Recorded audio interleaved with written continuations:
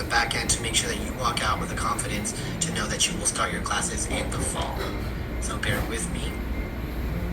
And we're going to go ahead and look at some of my information here. So you're going to see a lot of information that may or may not apply to you, as well as a couple of tips and tricks that I recommend students take advantage of while they're studying at Georgia State.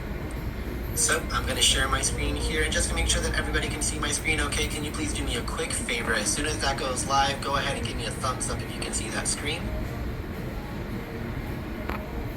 All right, there it is. You can see my screen now. Oh, I see it's coming out black. Give me 1 second. There it is. All right. So in order for you to activate your campus ID, you first and foremost do need to go to campusID.gsu.edu, and I will copy and paste this into the chat box here for y'all to be able to access. This is where you're going to be able to activate those campus IDs, and I know I've been seeing this question already pop up in the chat or in the Q&A. Excuse me. But it's also where you're going to find your temporary password. All right. So when you do that temporary password, we're going to put that back over here. You're going to seek activate new campus ID. If you don't know what your temporary password is, that's okay. It's usually pretty easy, pretty straightforward to follow. It's going to be the first capital letter of your first name, the first lowercase letter of your last name, and then your Panther ID. So if you actually click on this link right here that says get your temporary password, you will see exactly those exact instructions in here, right? There we go. Sorry, just making sure I can easily access everything in here. So right there, you're going to see is going to tell you, like I said, that uppercase first letter of your first name, lowercase first letter of your last name, and your 9-digit Panther ID number. So in the case of Miss Julia Brown, it would be capital J, lowercase b, 002458998. That will be your temporary password. And then once you go back to that first page and click on Activate New Campus ID, you'll then put in the campus ID that we gave you. And if you can't find that, or if you want to find that, you can also find your campus ID username with this link right here by putting in, I would say honestly, your SSN and campus ID. So that would be the last 4 digits of your social security number and that campus ID. Or more importantly, if you don't have access to those, or you're not comfortable using that social security number, you can also put in your first initial, last name, the last 4 digits of your Panther ID, so long as you switch this over, and then your date of birth. All right. But once you're in there, you're going to click on Activate New Campus ID. It'll open up this web page here for you. You're going to put in that campus ID as you found it, and then you're going to put in that temporary password. So for example, in my case, we're going to do KTSURU1. That's my campus ID. And we're going to put in my password. I'm not going to say it out loud, you thought, but I would say the first two is capital K, lowercase z, and then my Panther ID number.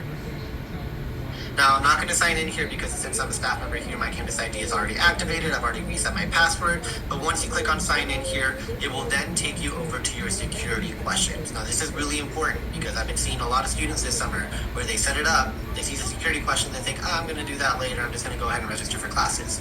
Well, here's the catch. You cannot register for classes until your campus ID password has been changed and until those security questions have been set up. So if you try to do that, let's say that you try to do that, you were going to iCollege, you were going through everything, it still wasn't working, and you were really confused, it may be because you didn't complete those security questions. And those security questions are pretty straightforward and easy. It's your typical security questions that you receive for a lot of different, services. So it would be, for example, what is the name of the first pet that you had? What is your mother's maiden name? Which I don't recommend everyone knows that security question now. Or it might be like, what is the name of the street that you grew up on? Right? Make sure that you pick questions that you can answer easily, that you're going to remember those answers to, and that only you know those answers to. For example, it could even be like, what was the make and model of your first car? Right? So make sure that you are setting both of those up in order to be able to access your campus ID and be able to log into everything I'm about to show you. Now, the second part of being able to log into everything is going to be that Duo Mobile Multi-Factor Authenticator app. Once again, I'm going to copy and paste that link into the chat here for you. All right, there we go. You should see it in there now.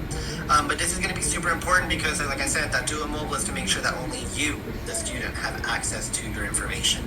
So when you scroll down here, you're actually going to see a couple of different settings. You can see how to set up your Duo Access. You can even see some instructions on setting up that Duo Access. And when you click on that, it'll take you over to our IT website.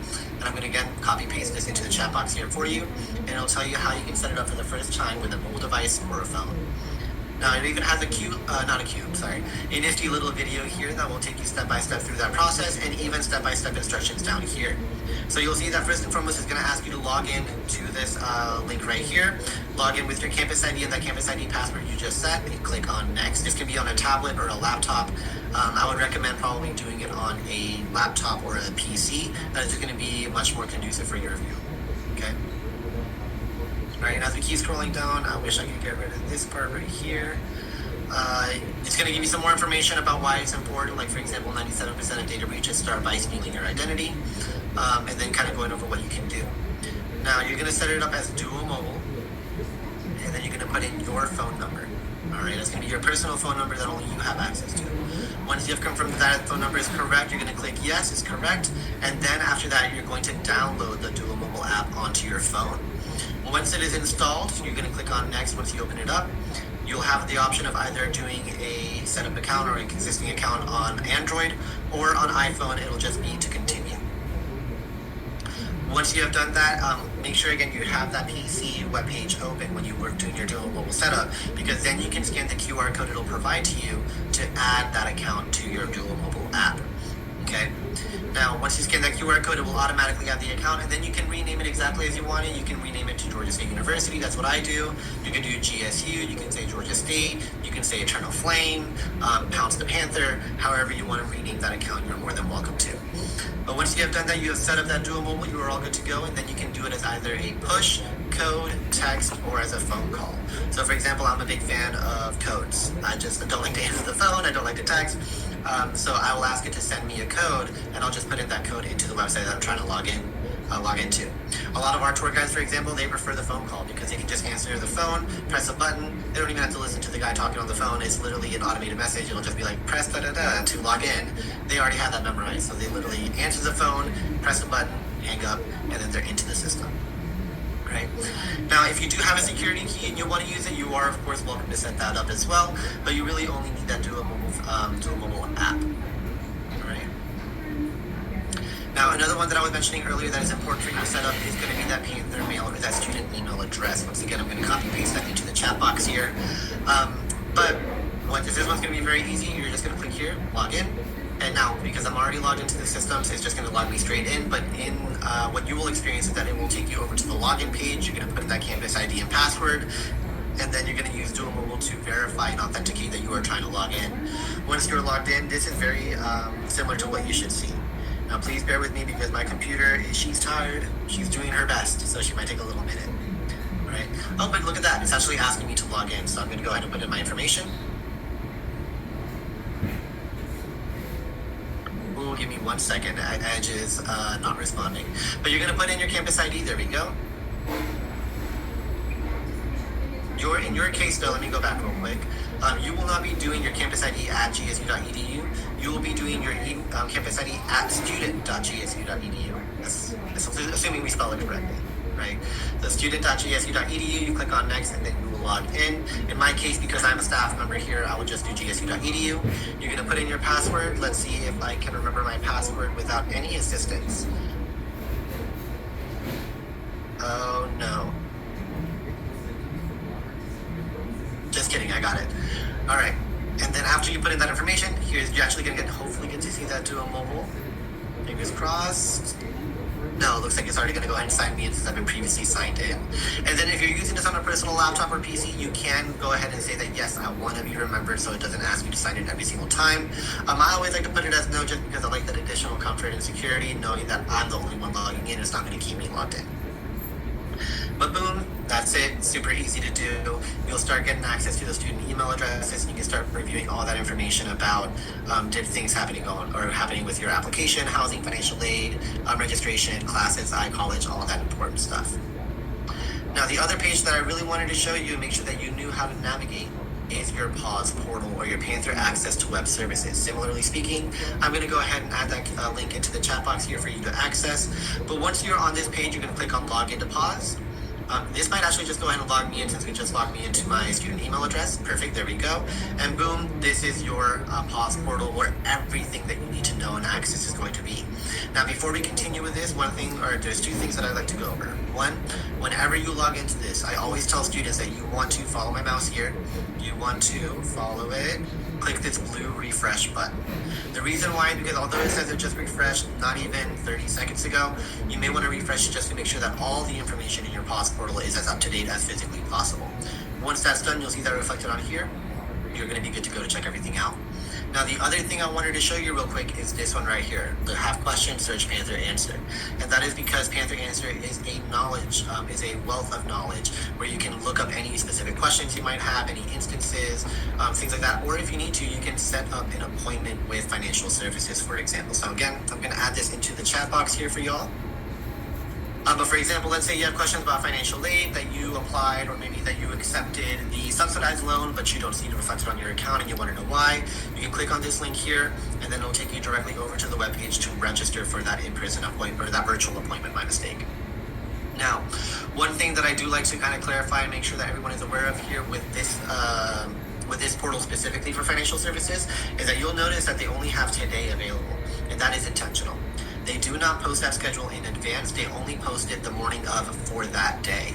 So there is a schedule, there is availability every single day, Monday through Friday, 9 to 5:15, 9 to 5, but they only post that schedule the morning of. So even if you were to click on that 15th right now, you'll see that actually, as a matter of fact, today they did not have any sessions, and I can tell you why actually. That is because they were all at new student orientation, I believe. Let me double check that. But if they don't see any dates, or if you don't see any events for that day, just check for the following day, then they should have virtual appointments for you. Otherwise, you can always visit them in person directly at the Student Financial Management Center, located at the National Institute for Student Success at 25 Auburn Avenue Northeast. Okay. But returning to the important part is that PAWS portal. So this is where everything and anything that you need to know about your education is going to live. And we're going to go through what's in here real quick before we actually go and dive into how to remove your holds. So if you scroll down, you're going to see a lot of my information in here. I used to be a student here for my master's program, so please bear with me. But you'll see that normally this is where you would register for classes. But as you can see, I have holds that will prevent me from registering for classes, so action is required on my part. And we'll do that in a couple of minutes. Now, the other part is you're going to see your bill overall. You're going to see financial aid. And one thing to note here is that in terms of your financial aid, you're going to see 25 to 26, and you may see 26 to 27 as well. If you are starting in the fall semester, you're looking at 26 to 27. All right. If you started in the summer, it would be 25, 26. But you're going to look at 26, 27. You will see your financial aid package in here if it's already been completed for you. But if you have not done a FAFSA yet, you're going to see this red message saying that you have not completed a FAFSA for 26, 27, and the link to submit that FAFSA. Now, on the left-hand side, you're going to see your academic standing and GPAs. Now, don't look at my undergraduate GPA. I promise you I'm smart. This was a dual enrollment back in the day. But if you look at my graduate GPA, that 3.6 looks real nice. Now, down here in the middle part, you're also going to see your tuition classification, so whether or not you are marked as in-state, out-of-state, or international. You'll also see your refund amounts down here if you are eligible for a refund. I will let you know that this was actually the refund amount that I received for my study abroad program here.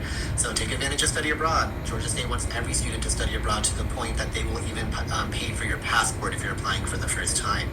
So I can let you know this was actually a partial refund. I got $483.23. Trust me, I counted my money for my study abroad program, and you know that I ate real well while I was in Mexico for that week. So take advantage of it. And if you do end up overpaying, let's say that for whatever reason you were initially marked as out of state in your tuition classification, you were trying to get it resolved, but you were a little bit worried about getting dropped for classes, so you went ahead and paid that full amount, which if you did, all right, I see you. But don't worry, that's not just money. Again, we're not just going to steal your money. We're not taking it. We're not just going to keep that away from you.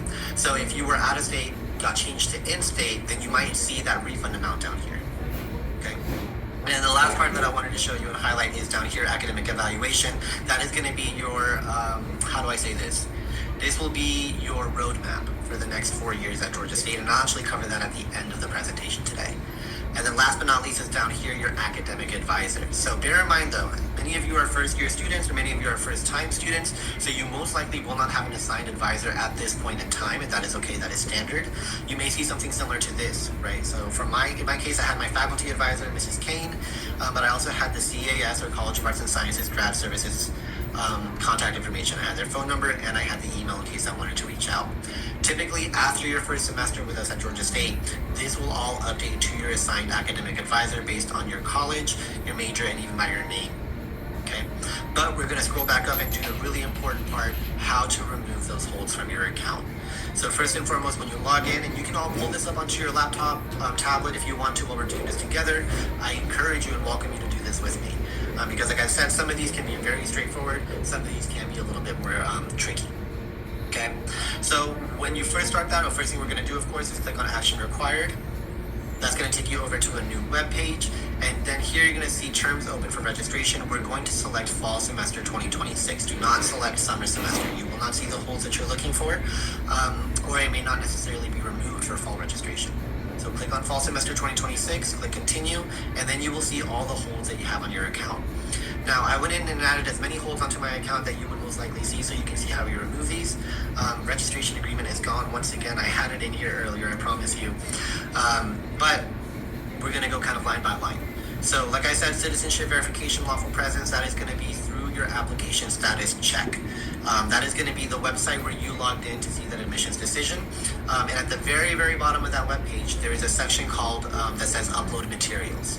In that upload materials section, there's a drop-down menu, and in that drop-down menu, you should see an option for required lawful presence documents. If you don't see it, that's okay. Sometimes there's been a glitch in the system, and some students have been able to see it, some haven't. So if you do not see it, go ahead and add it in as a legal question, or employment authorization, or professional photo, and then contact us and let us know that you did that so we can update it for you internally. Now, when you contact us, I'm actually going to put in a specific contact here. That's going to be tourguide@gsu.edu. Or you can call 404-413-2063.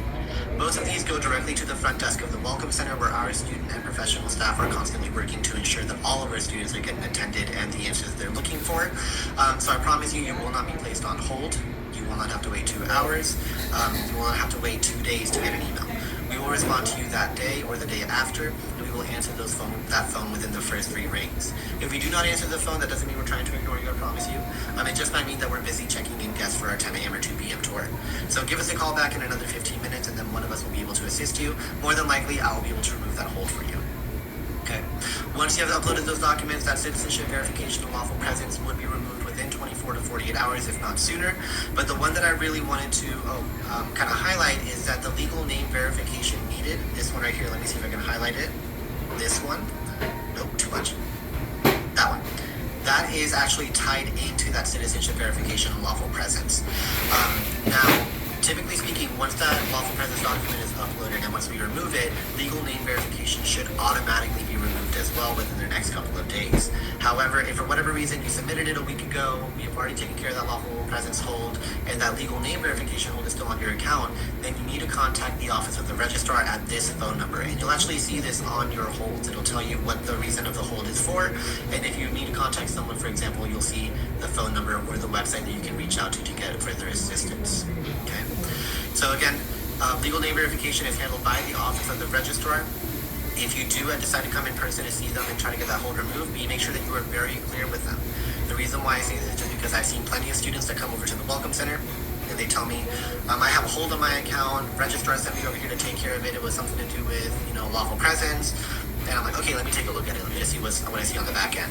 And I see that their lawful presence hold has been taken care of, but I don't necessarily see but then I see that the legal name verification hold is still in place. So then, unfortunately, my camera is once again throwing me off to the side. It does not like me. It thinks that I'm too pretty for y'all to look at. Just kidding, I know I'm not. But that lawful or legal name verification just have to be very clear when you talk to the office of the registrar. Okay? Make sure that you tell them when you visit them in person, I'm here to remove my legal name verification needed hold. Otherwise, if you tell them, I'm here to take care of something called lawful presence or citizenship verification, they're going to send you over to us. And then I promise you, you're going to get your steps in. Okay? So make sure that you are very clear when you speak with them. Now, as I mentioned, that new freshman orientation hold, that will be removed when you attend orientation. But the other hold I wanted to walk you through real quick is that emergency contact hold right here. So what is really nifty about this is that you don't need to contact anyone for this. You can do this directly at home. You can do it right now on your laptop if we're doing it together. So what we're going to do here is that we're going to click on the emergency contact hyperlink. When you click on this, it'll open a new tab and it'll take you over to your PAWS portal or your additional and personal information. Don't look at this, I promise you don't look at it, okay. You can see my date of birth, that's okay. But you'll see a lot of our information in here, but as we scroll down, I don't live at this address anymore, so nice try, you can't find me. But you'll see down here, emergency contact. Now, emergency contact is important because you need to put, like as we put, I'm going to put my mom, my dad, and myself. So my dad's down here with all his information, my mom's down here with all her information, and here's me with all of my information. Once you do that, and you put yourself and at least one other person, you see this big blue button that says remove hold, you have to press it. If you do not press that remove hold button, it will not, can you guess it? Remove that hold. So make sure that you press it, because if I just kind of say, okay, well, I'm done here, I'm going to go ahead and just take a look at this, it's still there, right? Even though the information is in there, it's still there. So I have to click on this, select remove hold. It'll say the hold has been removed. You may not close it, you now close this window. So if I close it and go back to this, it still shows up, but if I refresh the page real quick, it's gone. All right. So that's the part that really trips a lot of students up, is that they put in the information and they're like, oof, I'm done, I can go and register for classes, but they don't press that blue remove hold button. All right.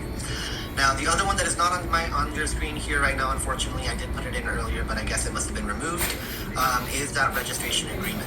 Similar to that emergency contact hold, is going to be hyperlinked, and it'll take you over to another page where you will then see a number of different things that you have to agree by, right? These are just kind of our policies that we have students abide by in order to successfully register and enroll here.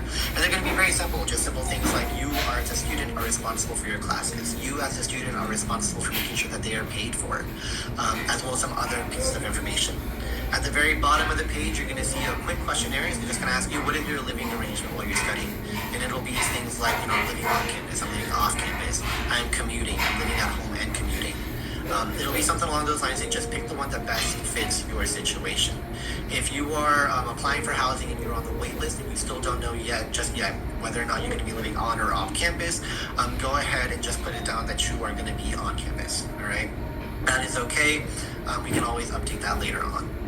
But once you say, select which one that you're going to be living in, and then you select I agree, similar to the emergency contact hold, it will be removed and you don't have to worry about anything about that. Okay? Now, after all that is done, and this is really important because this is part of your checklist as well for orientation. These all need to be removed before you go to orientation. So when you go to orientation, the only hold that we need to worry about is new freshman orientation. And that will be removed as you check in. So when you talk to an academic advisor later on in the day, you can register for classes seamlessly and without any issues or additional stress. Okay. Now that was a lot of information. So of course, if you have questions about those holds, feel free to keep adding them into the Q&A. Wow, the admissions counselors have been working their butts off. They have answered almost every single question just to kind of give y'all an idea. Y'all have sent in roughly about 256 questions. They have answered literally all of them but one, and we're trying to get to the answer to that now. So keep adding in your questions. We are here to assist you and here to help you out. And actually, Kyoko McIntosh, I'm actually going to talk about yours right now because this is a great question.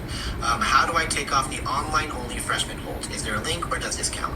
That is a great question. This would not count for that online orientation hold, but that's where you would then go to that online orientation, which let me show you how to get there real quick. The way that I like to find it is very simple, start.gsu.edu. It is an old link, but it will take you to the correct webpage.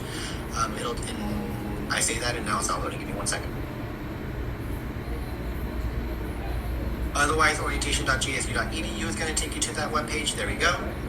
And I'm going to go ahead and add this into the chat box here too. But when you're in here, because if you see an online-only freshman hold, that means that you are most likely an online-only student at Perimeter College. So what you're going to do is you're just going to scroll on down, and you're going to see right here, get started with new student orientation. And as we scroll down, it'll give you some more information about orientation, but more importantly, it'll give you this link right here, complete start at state. This is your online orientation that is triggering that hold on your account. Okay, so simply I'm going to put that to the link here. But you're going to log in with your student email or as a guest. You will do all of the modules, take you about 30 to 45 minutes to complete them. Once you have completed them, then you will see a link at the bottom to register for an in-person orientation, or like in your case, Kyoko, that hold will be removed entirely from your account. And I apologize if I'm mispronouncing your name. I'm just going to do my best, I promise you. Try to correct me if you can via writing. But I do understand as well how difficult it can be sometimes to have people pronounce your name correctly. Like I said, my name is Kenzo. I was born in Mexico City. I'm originally from Mexico, and we call it Chilango, hablo español. And unfortunately, while I lived in Mexico, everybody would call me queso. That just is triggering, I'll be honest with you. So I had to correct a lot of people. It was like, no es queso, it's Kenzo. Imagine coming to the United States and my name is Kenzo and they call you cheese. So I understand. So if I mispronounce your name, please forgive me. I'm doing my absolute best. Okay. But this is how you're going to remove that online orientation hold. So make sure you do it in its entirety, and you should be able to remove that hold at the end. If that hold is still on your account after you do your online orientation, contact us. Let us know. There might be something happening on the back end that is preventing that hold from being removed from your account. But great question. I'm going to say your last name. Nakatosh. Thank you so much for that question. I really appreciate it.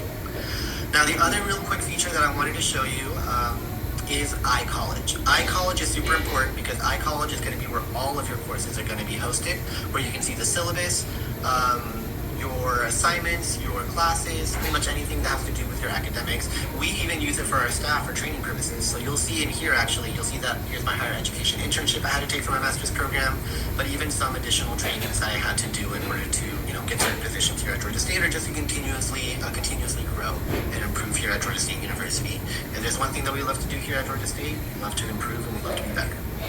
Now, if you scroll down, I'll actually have to get to show you one of the classes that you may have be required to take, and that is GSU 1010, New Student Orientation. That is a one-credit class that every single first-year student is required to complete unless they opted out of the freshman learning communities. And this is kind of what it's going to look like. So when you log in, you're going to see immediately announcements. So for example, as I was I was the instructor for this class, I would put in announcements for my students and I would tell them, remember to submit those outstanding assignments. If you don't do it by this deadline, you may get a 0. Also letting them know, hey, class is canceled, Thanksgiving break, enjoy your break. Or even telling them, like, I just graded your grades. And just letting you know, if you didn't submit your assignments, you have a 0, but you can still submit your assignments and get a full credit and boost your grade, but you gotta do so ASAP. Or even midterm project reminders, class cancellation, so on and so forth.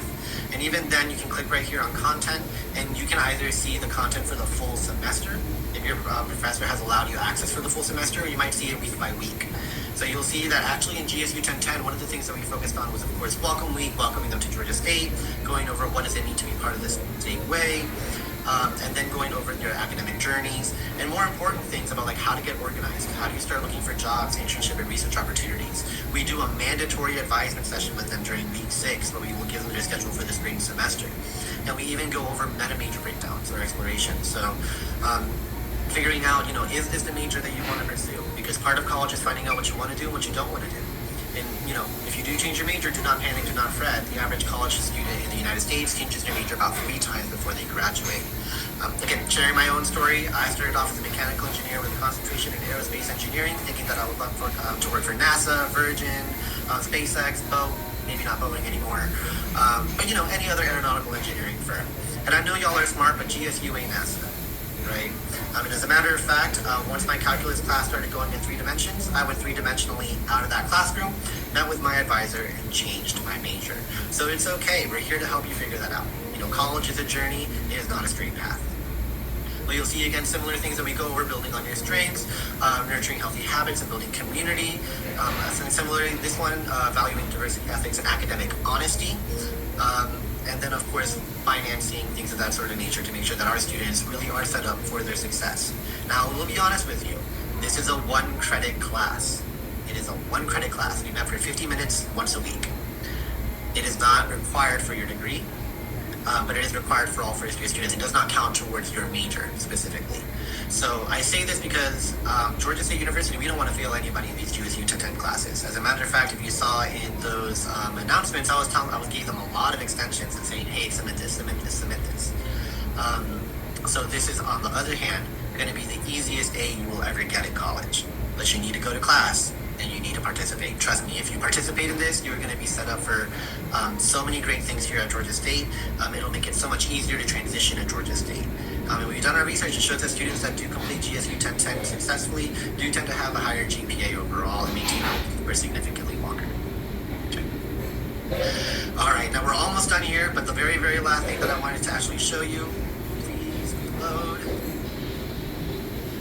is your academic evaluation. Now, the reason why I want to show you this real quick is because that academic evaluation, I'm actually going to pause my screen here, is going to be your roadmap for the next 4 years at Georgia State University. So what do I mean by your roadmap?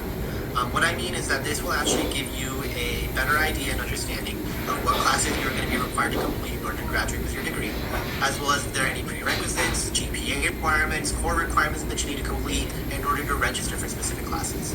So when you go to that pause button, when you scroll down, you're going to click on this View Academic Evaluation. You're going to see this page pop up similar to that hold, similar to registration.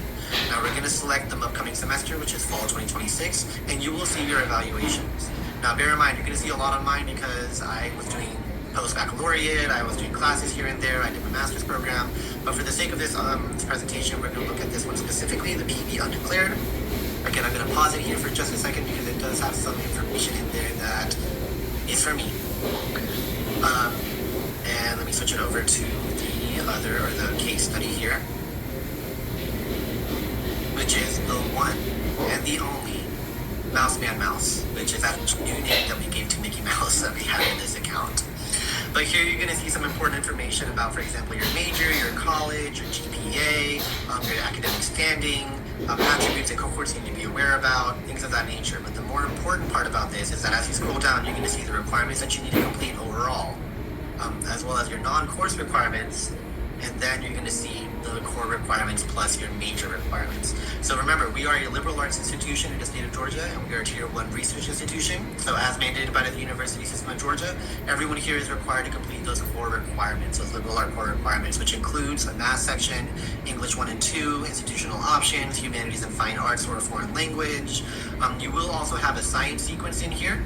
So please be mindful, it doesn't matter if you're doing physics. If you're doing physics, obviously you're going to have a science sequence, but even if you're doing interpretive dance, which we do not have, if you're doing theater, which we do have, you still have to do a science sequence, so you cannot get out of that. You're also going to see that we do have, and I'm sorry for my Georgia residents, but we do have American government and U.S. history as required courses, so you're going to have to take those classes one more time. And then, of course, global economics, politics, world history, social sciences. But as we scroll down, you're going to see your Area F, what we used to call Area F, it is now called your pre-business or your pre-major requirements. And for business, for example, you'll see exactly what those classes are. Principles of Accounting 1 and 2, Principles of Macro and Micro, Intro to Information Systems, and Business Value and You. And if you're curious about the class, what is really nifty about this is that you can actually hover over the course code. You'll see kind of something pop up. If you click on it, you'll get a pop-up window with the description of the class, how many credits it's going to be, as well as the upcoming schedule for the fall semester. So this is the actual schedule for fall of 2026. For Principles of Accounting 1, we have all of these sections available, and all of them, except for the ones down here, so pretty much anything above this, still have availability. They are still available for students to register for. You'll even see the days of the week that they meet and the times that they meet, so you can start building that schedule accordingly.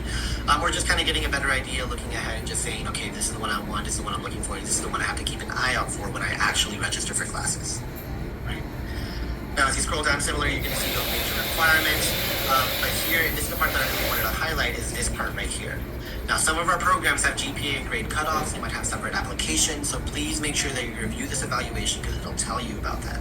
For example, for all of our business students, in order for you to graduate with a degree in business, you must get at minimum 2.8 GPA in each of these area in this business foundation section, right? So your overall GPA in this entire section must be at least a 2.8 GPA. Now, you are allowed to take these classes up to 2 times. So let's say that you do Principles of Accounting 1, you get a C, and you're like, no, I can do better. I can definitely do better. And you take it again, and you get an A. They will look at that A over that C. They will use the last attempt in each course. However, if you take that class, and let's say you take it the first time, you get a C. Second time, you're like, I can do better, and you get a B. That B is the final grade. If you take it again, they will not look at that third grade. Okay. So make sure that you review this in detail, because this will give you a lot of information about your curriculum at Georgia State. Now, one very final feature I wanted to show you before we open up the floor to any questions you might have is this what if function. What if is a phenomenal tool, because what it allows you to do is it allows you to unofficially change your major and see what credits would transfer over to that new major and how much time you would have left to graduate. It is, again, a great resource. I encourage all students to take advantage of this or to explore. The caveat with it, unfortunately, is the program information, and I'll show you what that means in a second. So what you're going to do is you're going to update that catalog year to 26, 27, leave it in undergraduate semester, and then you're going to look for the program that you're interested in. Now, this looks like a bunch of gibberish to you, and I completely understand why. I'll be honest with you, it kind of looks like gibberish to me. But I used to be in advisement, so I'm very familiar with these codes. And what I can share with you is that anything that says AS at the beginning is going to be the College of Arts and Sciences. Anything that has, as we scroll up, AR is the College of the Arts. And then as we keep scrolling down, for example, ASCE, these are still within the College of Arts and Sciences. But as we scroll down, you'll also see the BIBS or BISIDS for example, biomedical sciences. If you're interested in business, yours is really easy and fun to remember. It's just BUBA. All right, it's the Business in Business, Bachelor's in Business Administration. And these last couple letters are going to be those codes to find the major. My God, my camera just really likes to shove me to the side. 1 second. I guess it's like staring at the sun. It just can't keep looking at me forever. No, I'm kidding. So I'm going to leave my camera off there for just a little bit longer. But as we scroll down here, you can also see, for example, education down here. You're going to see nursing, NS. You're going to see PS for policy studies, so on and so forth, School of Public Health. So just for the sake of conversation, I'm actually going to select...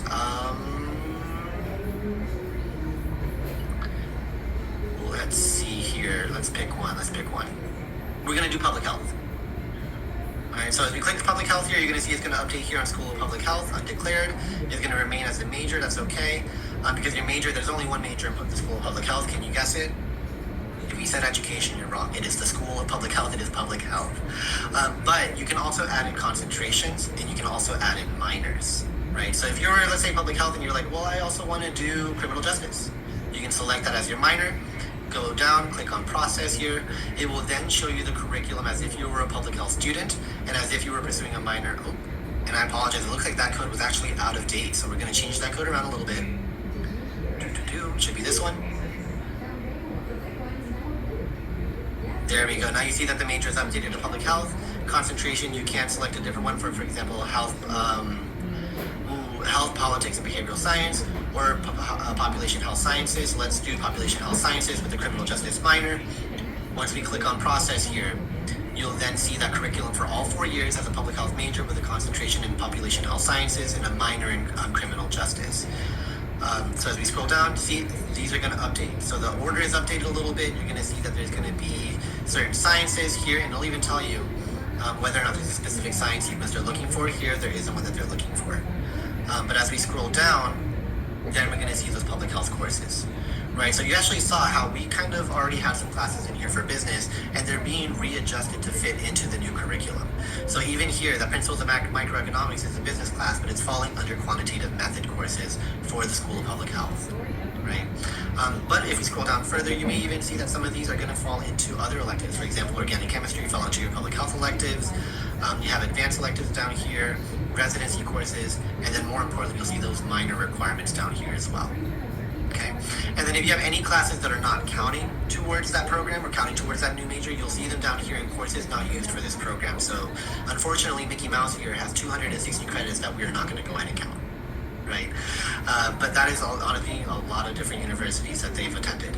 So that's just something to be mindful about. If you do see them fall into courses, right here, the course is not used for this program, and you believe that it should be used for your program, that's where you need to talk to an academic advisor and see what's going on. Alrighty, y'all. That is all I had to show for y'all today. We still have another 17 minutes before we start wrapping up the event today. So please continue to add in your questions into the Q&A. I'm going to try to answer as many of these as I can live as well. So, for example, Kamaya, I am online only. Do I still have to attend an in-person orientation? The answer is no. If you are a purely online student and you do not have an in-person orientation hold on your account, then you do not need to attend that in-person orientation. I'm going to stop sharing my screen here. Also, if there's something that y'all would like me to go over again or just kind of show you how to do it again, feel free to put that into the Q&A. I'll be more than happy to go through that process one more time with you. All right, let's see what other questions are coming in. There we go. Ooh, this is a great question from anonymous attendee, the very infamous one. So anonymous attendee said, my lawful presence hold is no longer in place anymore, and I'm not sure why, because I never submitted paperwork to verify it. We don't get you. No, I'm kidding. You're totally fine. Very likely what happened was that you did it through the FAFSA verification process. And when you do your FAFSA, there is a lawful presence process included in that. So if you did lawful presence through FAFSA, we may have gone ahead and just removed that hold for you so you don't need to worry about it. So if that hold is gone, you're good to go. Don't worry about it. You should be good to go ahead and continue with your next steps. All right. Kai Benson, how do I fix my tuition classification in-state when it says out-of-state? That's a great question, Kai. Definitely reach out to us with that because we do need to take a deeper look into seeing why were you charged out-of-state tuition. I will say it can be for a number of different reasons. One of the ones that we most commonly see is that when students apply for or submit their application initially, they might accidentally include that they don't want in-state tuition, or maybe the Georgia or the driver's license is registered in Florida, or maybe they just didn't know what DACA meant. They said, yes, I'm DACA. And for those of you that don't know, DACA is the Deferred Action Upon Childhood Arrival program introduced by the Obama administration for students from undocumented immigrants, where their parents brought them at a very young age to the United States, and it provides a legal pathway for citizenship. But those DACA students are marked as international students, so they don't qualify for in-state tuition. So Kai, if you are being classified as out-of-state, the other reason or the other reason why you might be seeing that, it might also be because your residency is in question. And that doesn't necessarily mean that you're going to get out of state. It just means that we might need additional documentation or do additional research to then determine your tuition classification. So, yes, Caitlin, I haven't forgotten about you. I promise you I'll show you. But with the tuition classification, please reach out to us at tourguide@gsu.edu or give us a call at 404-413-2063. Once again, I'm going to add that in here as soon as I figure out where my chat button went. So give me 1 second. There it is. All right. So I will go ahead and add that contact information in here as well. Tour guide at gsu.edu and 404-413-2063. Please give us a call between Monday through Friday between 8:30 a.m. to 5:15 p.m. Someone will answer and be able to assist you. If you try to call us at 6 in the morning on a Saturday, I promise, unfortunately, we won't be able to answer the phone as we are not open. Okay. I know I saw something in here real quick about a payment plan, and this is a phenomenal question. I'm really glad you asked that because this gives me the opportunity to show you that you don't need to just drop $5,000, $10,000, $20,000 all at once, right? We understand that college is a major investment into your education and into your future. So what we suggest is that if you are interested, you can sign up for a payment plan. We encourage you to do so as soon as possible because depending on how early you sign up, it also may determine the amount that you initially have to pay. Okay, so I'm sharing my screen here similarly. I'm going to show you exactly how I find it. And I know a lot of students, a lot of people like to go onto the website and try to search through there. I commend you. I admire you. You're better than I am. But I will also say that my best friend, this is going to sound sad. My best friend is Google, right? Google is my best friend in terms of work, in terms of looking up information, trying to find different pieces of information, just because it'll take you directly to that webpage. So if you type in here, GSU, no, go away. There you go, GSU payment plan. Give it 1 second, I'm too fast for this computer. Right, there we go. Then you'll see this very first link right here. Immediately, boom, you can find it, right? When you click on that, it'll take you over to the payment plan. It'll actually go over the breakdown of how this works. So if we're looking at fall 2026, you'll see that the first day to enroll was June 24th. The last day to enroll is June 5th. My advice to you is that if you already have classes and you have a payment or a bill already, you better sign up as soon as possible. The reason why I say that though is because if you sign up ASAP, you only need to do the initial plan or the initial, fee to sign up for a payment plan, and then it would be divided into 4 payments. So you would have to pay 25% on the July 22nd, 25% on August 21st, the first day of classes, 25% on September 23rd, and 25% on October 15th. However, if you sign up for a payment plan on July 23rd, you have to pay the activation fee for the payment plan and that initial 25%. If you sign up for that payment plan during the first day of class, August 24th, you're gonna have to pay that activation fee and 50% of your tuition, of your bill, right? So the earlier you sign up, the more you can spread that out throughout the semester. It's just a better way to I don't wanna say it's ripping off the Band-Aid because it's the exact opposite of that, right? We're slowly trying to ease into it. So we want to make those payments in small payments, and that doesn't relieve a lot of that financial burden on the family. Okay, but in terms of enrollment, that enrolling process you actually see right here. How do I enroll? And it's all done through that PAWS portal. So again, Make sure you have access to that pause portal. Make sure you get very familiar with it, because that pause portal is going to be where you can find a lot of the information, a lot of the things that you're trying to access. All right, but I'm putting in the link for the payment plan to the chat box here for you. Alrighty, there we go. Looking through the questions. Garland, great question. I was admitted to Perimeter Campus, congratulations. But are interested in transferring to the main campus. Should you wait to schedule orientation? I would say go ahead and schedule orientation regardless, because we won't make you do that twice, right? If you did orientation at Perimeter, we're not going to make you do it at Atlanta. For all intents and purposes, they do cover a lot of the same similar topics and areas. The big difference is, of course, the location of where you're attending orientation. Now, that said, if you're looking to transfer to the main campus, just be mindful that at this point in time, depending on your student type, we may not be able to make a guarantee for the fall. The majority of our deadlines were either, I'm not going to say that actually, that's incorrect, but if you were a first year or a transfer student for Atlanta, for example, those deadlines were April 1st and July 1st, respectively.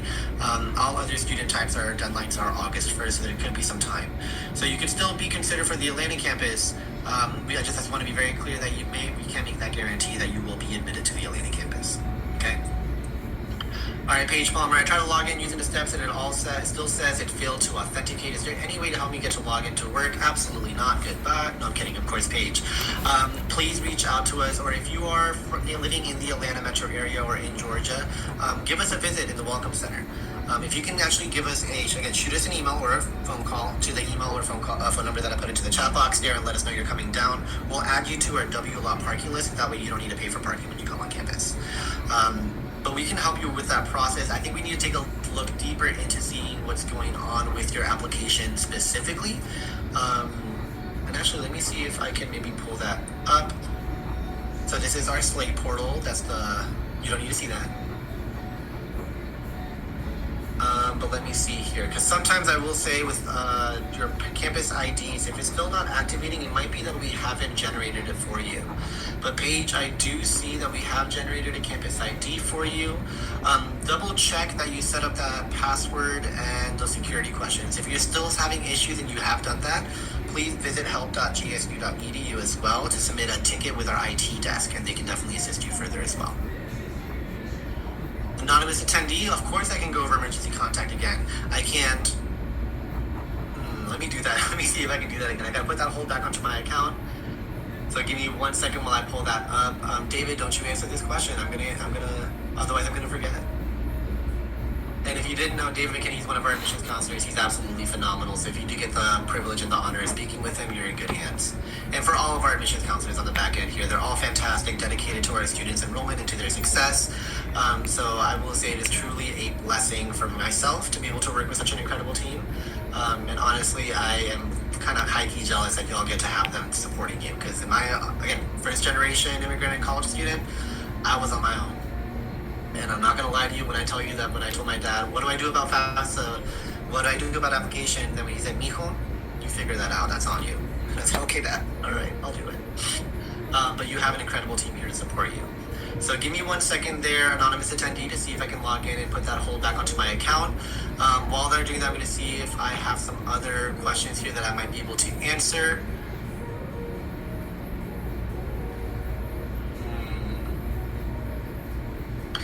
Miguel Ruiz, great question. I noticed that if I want to apply for the Air Force ROTC, I need to be in the Atlanta campus, but I'm in Dunwoody. Is there anything or something that I can do specifically for joining Crosstown at Georgia Tech? I'll be honest with you, I'm not 100% sure. You would need to talk to the Georgia Tech Air Force ROTC department. Since we don't host that, it's technically not within Georgia State University. We send students over there. They allow our students to be a part of it. So you would need to speak to them to see if they would be able to expand that out to Perimeter College. But I can't make that guarantee since it is entirely dependent on their policies. Sorry if I'm making faces because I'm trying to remember my Panther ID. All right, where does emergency contact go? There it is. I'm going to go ahead and take that, put that in. And actually, I can put in the registration agreement so you can see what that looks like too. Perfect. All right, fantastic. Now, I did see your second part of your question about your IB or International Baccalaureate Program. How and where should I submit my official IB transcripts for evaluation, and how long does GSU typically take to process and apply these transfer credits to my degree works? Oh, see, he's on top of it. He already knows that it's called degree works. I love that. So yes, with your IB transcripts, you can send them directly over to Georgia State University to the admissions office. Also, if you order them online, I believe they can send it directly to us electronically.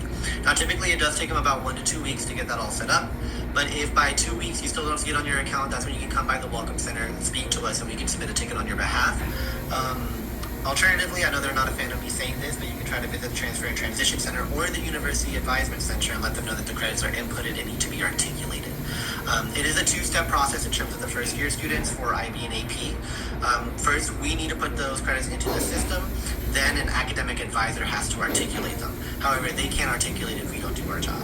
So make sure that you communicate with us. Let us know when you have those coming in. We will work with you to then make sure that we receive them, upload it to your account, and then are ready to be articulated by the advisement team. All right. But I'm not ignoring you, anonymous attendee. I'm going to show you all how to do that emergency contact real quick. So real quick, I'm going to refresh this again because I just put that one back onto my account. And we're going to click on Action Required. We're going to make sure that the terms of the registration, we can make sure it says Fall Semester 2026, click Continue. And then Legal Registration Agreement, I'm going to fight you. Okay, I promise you I did it. I've seen it right here on my end. It's okay. We're okay. We're going to click on Emergency Contact right here. That'll hyperlink one more time. That'll take you over to this page. This page is your personal information. So you're going to see my date of birth. I'm not that old, I promise you. I don't live at this address, so good luck finding me. But down here is where you're going to see that emergency contact information. Now here it'll tell you need to provide at least 2 emergency contacts, and one of those must be you. You have to check the Reach Me an Emergency Contact if you are that student, and then a relative, friend, or other. So for example, in my case, I put down Reach Me an Emergency. I'm going to hide their phone numbers. I put down my mom. I put down my dad.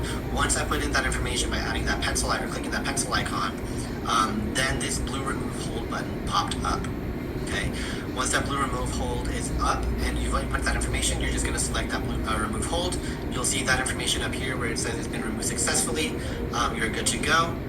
So when we go back to our holds and we refresh, that'll be gone. Okay. So anonymous attendee, I hope I was able to help you with that. If you still need any further clarification, put that to the Q&A. Right. All right. We still have another about 4 to 5 minutes left here. So let's go through some of these final questions. Another great question from anonymous attendee. If I take English composition, do I have to take support for English composition too, or is that optional? That depends on your admissions criteria.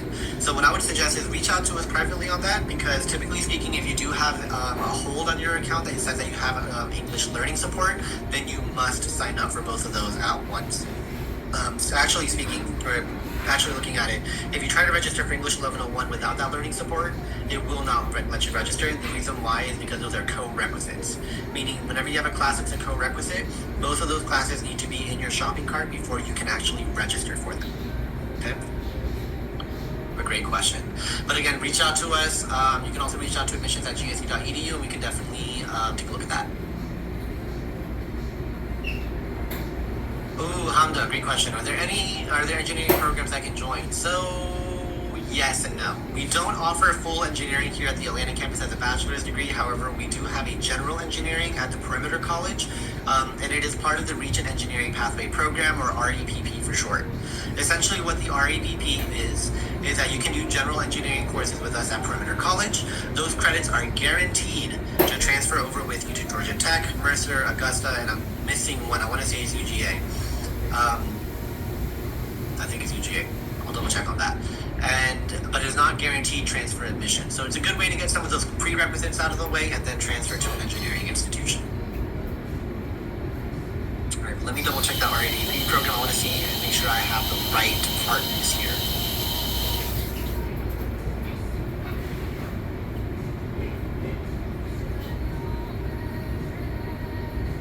Anonymous attendee, great question. If I'm in a support class, is it permanent for the full year, 4 years, or is it of the subject, or is it only 1 year? Honestly, it might only be 1 semester. It may not be the full year. It depends on the class and it depends on your situation. But for the most part, it will not be all 4 years. It'll be at most 1 year. Now, our partners with, and I'm so glad I double checked this because I was a little incorrect. But our partners with the Regents Engineering Pathway Program is Georgia Tech, University of Georgia, Kennesaw State, Georgia Southern, and Mercer University. And if you're interested in learning more about that Regent Engineering Pathway, I'm going to copy and paste that link in here and put it into the chat box for you to review. All right, we're going to stop sharing here real quick. There we go.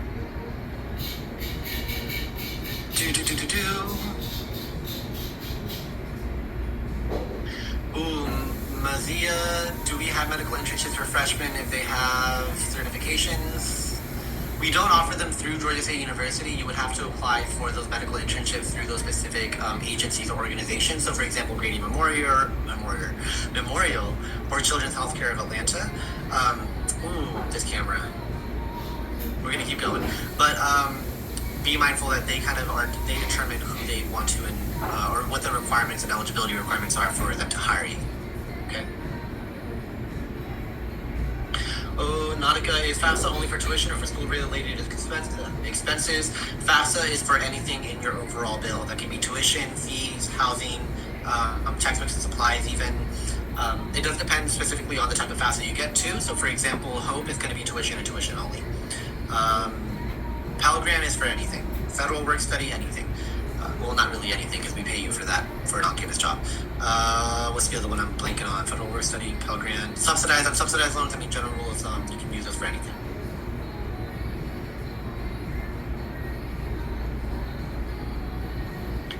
Lamarcus, great question. Do you have to pay for new student orientation? And if so, how much? Yes, you do. So new student orientation is going to be $65 per student, $95 per guest. Now, we do use your financial aid for the $65.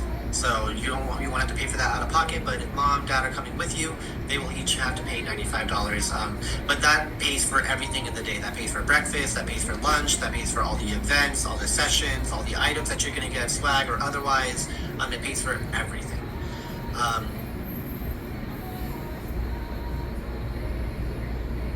So please be mindful about that. Contact New Student Orientation. They can then work with you to find a suitable alternative. All right, now I see a lot of the council's already answering questions. I can't get rid of this hold because I can't find the file. How would I go about proving this FAFSA question to pause? Ivy, I think you might have been talking to another staff member, so, and if not, just put in the Q&A, no, I wasn't. And I'll get right back to your question, okay? All right, I've answered that one. I've answered this one. There's something, okay, Miguel, I see your, real quick, already being answered. Miguel, I see your question again. Is there something in particular that stressed me, and it's a payment deadline for fall 2020?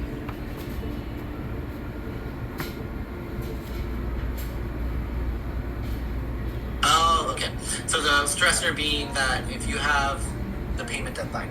So yes, August 5th might be the payment deadline, but the actual deadline, like the final deadline, is actually, technically speaking, the last day of the first week of classes. So I understand that stress. I completely understand it. Do not worry, do not panic. Because here's the thing. If you're not registered for classes and you don't pay by that deadline, we're not going to drop you from anything because you don't have anything to pay. So what I would suggest is sign up for that payment plan. That way you won't have to do the full payment by that date. Now that said, if you're driving around in Bentleys and Mercedes and Corvettes, first and foremost, pick me up and take me to work. But more importantly, if you want to go ahead and do that full payment in one go, you're welcome to do so. That deadline is August 24th. Okay? Otherwise, please do not panic about that August 5th date. I know that can be a little bit misleading, but the final or the real deadline to pay for classes as a first year student is going to be August 24th. Okay? And Ivy, was someone else assisting you with your question, Ivy Leach? Or is this a question that I need to answer live? And I can. I'm not saying I won't. I can. Just let me know. And just, you can put it in the Q&A, please answer this, and then I'll be able to take a look at it. Kayla, yes. And David, keep on answering this question. I'm going to answer it for the rest of the group because this is also good. The question was, when we sign up for Handshake, do we use our school email or a personal one? You're going to use your school email. And the reason why is so that way, okay, anyone to answer this, I'll get right to you, Ivy. I think I need some additional information about what specific rule you're referring to.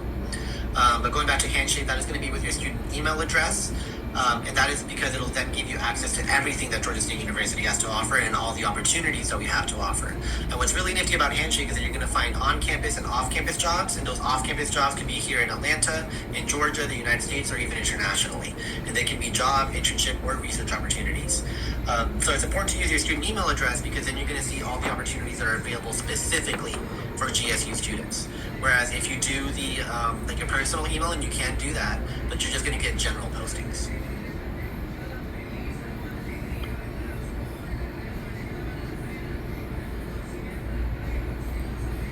Anonymous attendee, if you are getting an error saying that your username was not found when trying to activate your campus ID, please contact us and work with us. We need to take a look at what's happening on the back end to be able to fix that.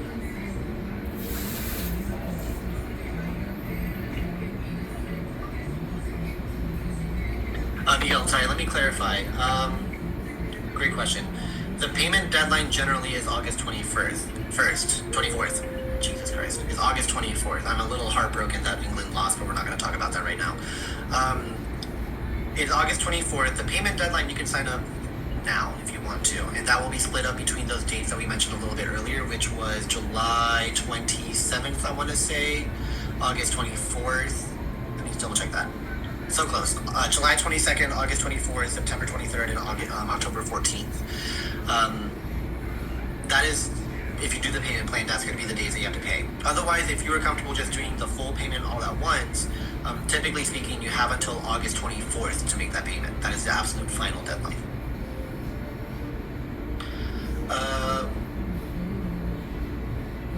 Okay. Dive in how to register for in-person orientation for Decatur Perimeter College. As I mentioned, when you do your online orientation, at the very end of it, you'll see a link to register for in-person orientation. Vani, David's already on it, but the deadline for your overall bill deadline payment is August 24th. August 24th is the final date to make those payments. Are Perimeter College students allowed to do... Oh wait, Jessica's already got it, so I'm going to leave it with Jessica. Joy, great question. Can you change your enrollment from fall? I'm assuming by this you mean to a different semester, and the answer is yes. You can do what's called a reactivation application. That essentially indicates to us that you are not going to be attending this semester, but you were planning to attend for another semester. Now, your decision is good for up to 3 semesters, including the original semester of entry, meaning that if you were admitted this fall 2026, you have that decision from fall 2026, spring 27, summer 27. So if you plan to come back in fall of 27, you need to reapply.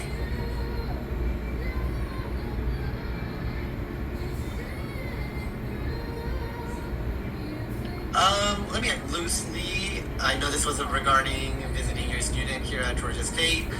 Am I allowed to do a random check visit, or should I tell him I'm visiting beforehand? I would highly recommend you let him know beforehand.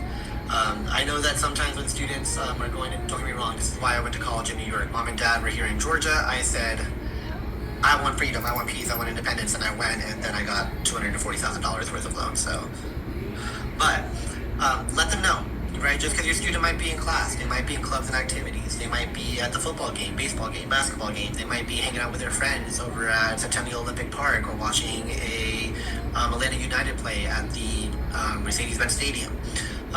Definitely give them that heads up before you visit. Otherwise, I would hate for you to make the drive down here, and then it turns out that he's not available to meet with you.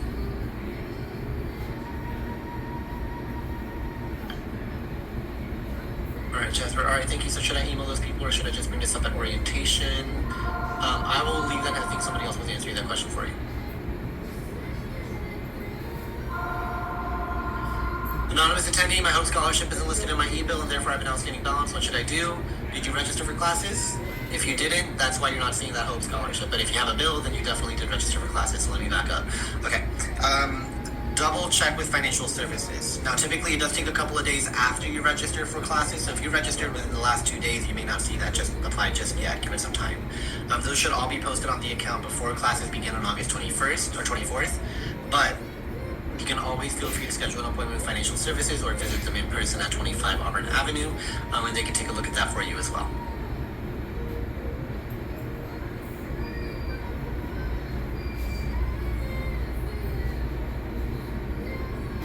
Ethan, definitely connect with us separately. David's got you. Perfect.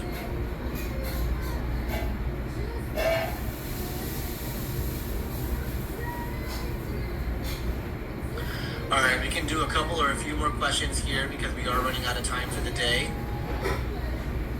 But just to wrap some of these up, Miguel, how can I know what were the results of my FAFSA? Because I saw that you could get a job from FAFSA score or even some financial aid.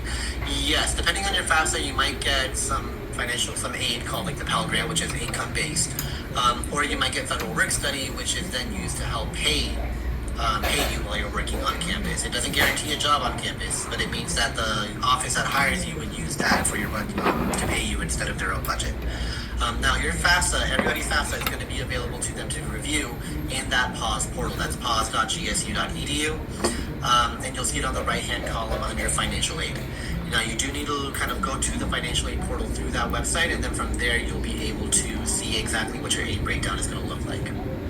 Regarding scholarships, I encourage you to keep applying. Right, keep applying for scholarships. Is it better to apply now directly from some URL, or do you recommend me first to wait until I get 2 classes? No. If you're looking for scholarships, go ahead and start applying for them. It does not matter if you're registered for classes or not. Go ahead and start applying, because even if, let's say that you apply through the Scholarship Resource Center, which I'm going to type that into the chat box here, and you get $5,000, but you don't have classes, that money's still going to be in your account to then apply once you have classes. Now, if after all that you still don't have classes, then of course they're going to rescind that amount.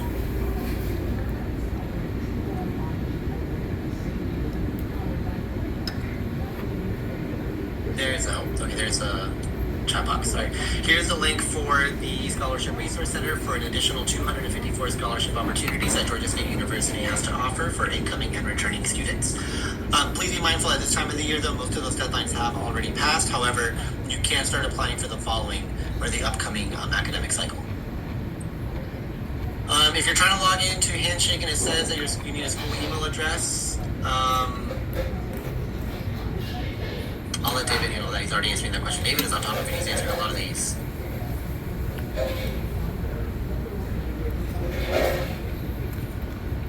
Alright.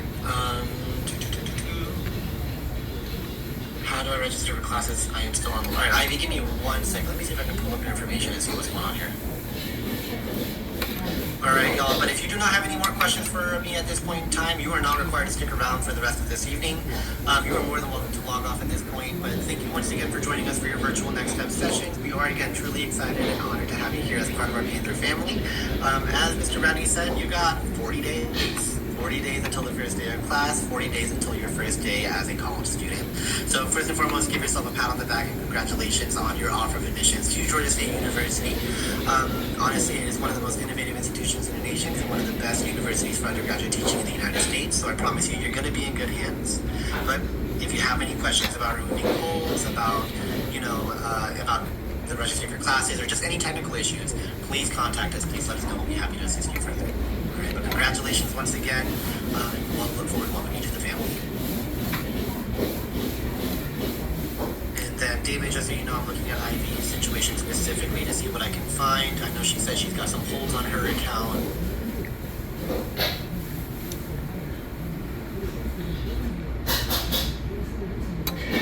I believe I'm looking at the right student. I am, okay. So Ivy, it is just your new student orientation. You just need to register for orientation. Now with FAFSA, that's one where unfortunately we won't be able to answer that because we don't have access to that back-end portal for financial aid. You will need to talk to Student Financial Services to get that resolved. I'll put in the link here to set up a virtual appointment with Student Financial Services. That way you can reach out to them and just kind of dive into what's going on. Because if you're doing FAFSA verification, that is a different process that you need to do. That typically means that some information in your FAFSA didn't line up with your tax information. So they need additional information to verify and confirm what you're reporting in your FAFSA. Alright, but that link to schedule a virtual appointment with financial services, whoops, give me 1 second, I had the wrong link.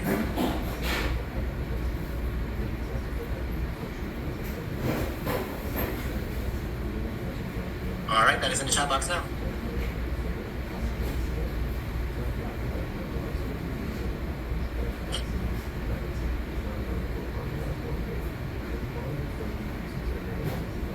Unfortunately, Anonymous, we do not provide Uber or Lyft vouchers. That is entirely on to students to provide.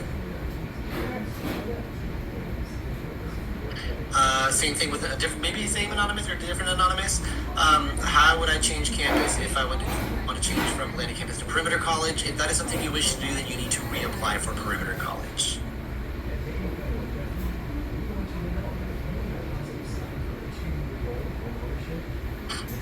Ivy, I'm not sure what this was in reference. I thought I did over the phone. Orientation is not done over the phone. You need to attend an in-person orientation to get that hold removed. For students who do not live in Georgia, as I'm assuming this is regarding orientation. If you do not live in Georgia and you have that hold on your account, then I encourage you to get in contact with orientation ASAP. They should have some virtual option. I want to say, don't take my word for it. It's not a guarantee. It's just my assumption. But we should have some virtual opportunities for those students later on. But in the meantime, I encourage you to reach out to them at orientation@gsu.edu to get further assistance. Tommy, I'm not sure what your comment was in regards to clarify from Maryland. Can you put in the question again one more time, please? Whoops.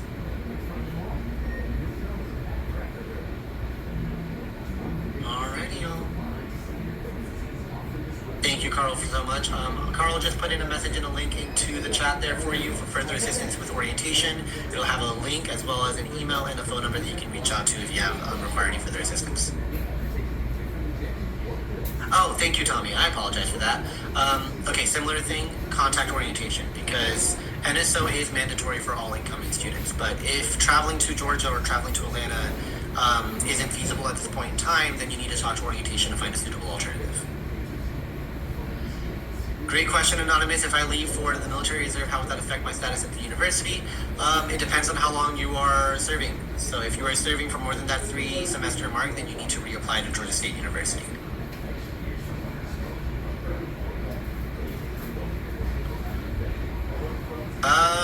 Anonymous, the audacity. Is there a pathway in which I can transfer to another university such as Georgia Tech after completion of the Perimeter College? The only pathway we have for Georgia Tech is the Region Engineering program, which I added into the chat earlier. Beyond that, I will be honest with y'all, because we get these, I'll let you know, like for example, when I was an advisor, I had to assist a lot of students who got a conditional offer of admissions at Georgia Tech. Essentially, they were saying that if you complete these classes at another college and you meet this GPA, we will admit you to Georgia Tech for your sophomore year. So they came to orientation and demanded those courses. Here's the thing. We don't have a partnership with Georgia Tech like that. So while I understand that that's what they were looking for, we did not provide those courses because we were going by our own policies and procedures. So when somebody asked me a question about this, like transferring to another college, I always encourage those students that if that is your intention, reach out to that college. Only that college can tell you what the transfer requirements are going to be like and if there are any pathway programs available to you. The only one that I know of that we have within Georgia State is that Regents Engineering pathway, and that is specifically to get that general engineering associates done and out of the way and then transfer to Georgia Tech, UGA, Mercer, Georgia Southern, or Kennesaw State University. And those credits are guaranteed to transfer with you. It is not guaranteed admissions. Alrighty, y'all. Well, that was the last question that we had for today. So thank you once again so much for joining us. We are very excited to welcome you to the Panther family. We're very excited for you. We're very happy to have you here with us virtually. If you have any other questions, feel free to reach out to us at tourguide@gsu.edu or admissions@gsu.edu. And you can give us a call at 404-413-2063. Otherwise, y'all, I see Ginger. Ginger, I know you have your hand raised. If you could please put your question into the Q&A, we'll be happy to assist you. I'll stick around a little bit longer to assist you. But for my admissions counselors in the back end of things, y'all are good to go. You don't need to stick around with me. As long as Julian, we're good to go, and they're good to go, then they're free. For everybody logged in here, you are good to go as well. Thank you so much for joining us. Welcome to the Panther family. And I'm very excited for you to start your education with us here at Georgia State. Yes, Camila, if you want to transfer to SCAD after completing 2 years, you can do so, but you need to reach out to SCAD to talk about their transfer requirements. They handle their own process.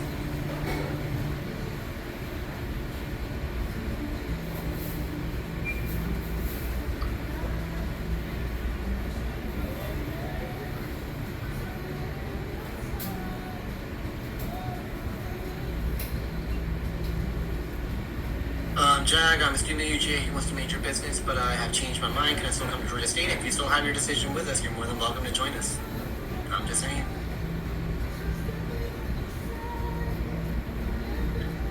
Zaraya, please contact orientation at orientation@gsu.edu. They're going to have to assist you a little bit further because that sounds like there's a technical issue on the back end.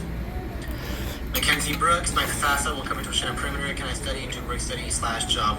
Yeah, of course. If you want to work and live, if you want to do work study, you can do federal work study. If you want to get an on-campus job, you're more than welcome to. Right? We will never stop you from doing so. All right, Ginger, Mackenzie, please add your questions into the Q&A. I know I see your hand raised. An iPhone 195. Of course, Mackenzie, not a problem. Mackenzie, did you have any questions for me? She might have logged off. I didn't see her though. She's gone. She's gone. No, it's okay. J McKinney25 at gsu.edu. Trying to email me says your email isn't found. David, why are you gaslighting these students? I'm kidding, no. Try, he'll follow with you with another email address. It might just be an error in the code or in the handle. Ginger, did you have a question for me? You can put it into the Q&A.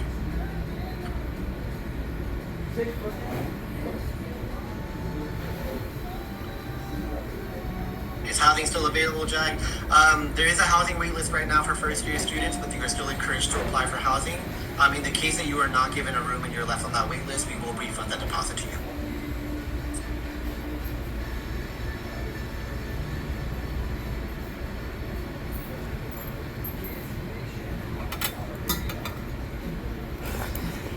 I gotta put this zoom back onto my main camera so it doesn't look like I'm just staring off into the distance.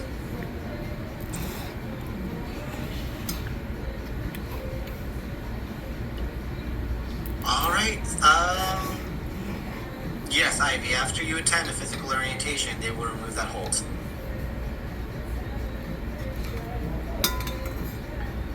Siri, only bring what you think you need to bring. What I mean by that is that if you feel that your financial aid package wasn't the best representation of your actual income situation, you might want to bring tax documents to demonstrate additional financial need.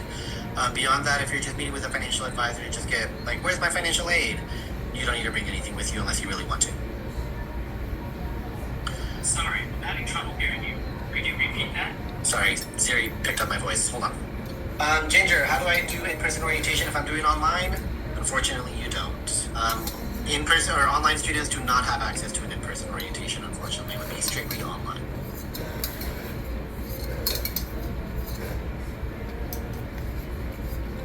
Ivy, it's okay. No worries. I completely understand your nerves. Listen, it's an anxious time. You're stressed out. Classes are about to start up. Summer vacation is almost over. FIFA is almost over. I completely understand it. But please do not fret, do not worry. We will get you in classes. But in order for us to do so, we have to make sure that you attend that orientation session so you can talk to our advisors, and you can also learn about our tutoring and support services that we have to offer to ensure your academic success. So I completely get it. Nothing to worry about or be nervous about. I understand. I'm not trying to be dismissive, but just know that we will get you set up for the fall semester. Okay? No, Yeva, this does not count as orientation. You need to attend an in-person orientation. This is a next step session. Or it says at the top, an admitted student event, not a new student orientation. All right, y'all. Well, that is all we have for today. Of course, Yeva, no problem. Always happy to help out. Oh, Jack, we do not make any guarantees about UGA's classes and if whether or not we can get those in here at Georgia State. It's a matter of availability. So I will be honest with you, at this point in time, because we are nearing the end of orientation, you most likely will not have the same classes that you signed up for at UGA. Ginger, great question. Oh, that's perfectly fine. Learning support hold, what that means is that you need to sign up for the learning support class in addition to your English or math class. So talk to an academic advisor. They can help you with that registration process. And that would be the University Advisor Center. Depending, if you're fully online, you would meet with them through Navigate. On that pause portal, very bottom left, where we saw that academic evaluation, there's a link for Navigate to schedule an appointment with an advisor. All right, y'all. They cleared out those questions, so we're going to wrap it up here. We are 23 minutes over our time. Thank you once again for joining us. We are very excited to welcome you to Georgia State University. Enjoy the rest of your summer, and hopefully I'll see you on campus soon. If you're interested in an on-campus job, look for me on August 26th at the job fair. We'll be hiring our tour guides there. All right, but y'all have a wonderful day.